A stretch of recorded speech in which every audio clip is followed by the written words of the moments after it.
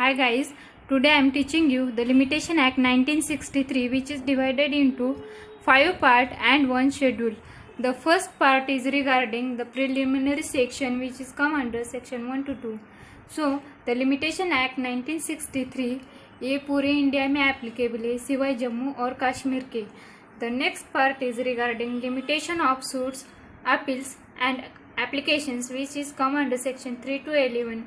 हर suit file करने के कुछ लिमिटेशन होते हैं और अपील्स मीन्स वो कुछ लोअर कोर्ट ने अगर कोई डिसीजन दिया है और उस डिसीजन से पार्टी सेटिस्फाइड नहीं है तो उस केस के और उस डिसीजन के अगेंस्ट वो अपर कोर्ट में केस फाइल कर सकता है, उसे अपील कहते हैं. और वो अपील हाई कोर्ट और सुप्रीम कोर्ट में की जाती है, उसका भी लिमिटेशन दिया गया है.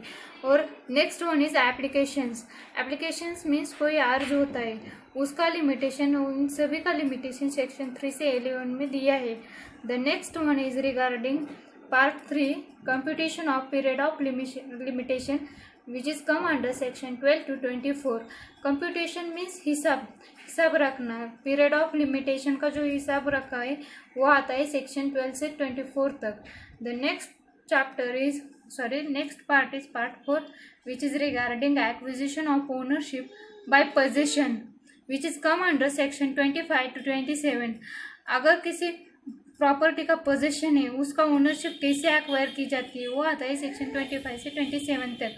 जैसे कि लॉज रिगार्डिंग द टेनेंट और रिगार्डिंग द रेंट. अगर सपोज अगर कोई फ्लैट रेंट पे दिया है तो उस फ्लैट का लिमिटेशन होता है कितने साल तक दे सकते हैं.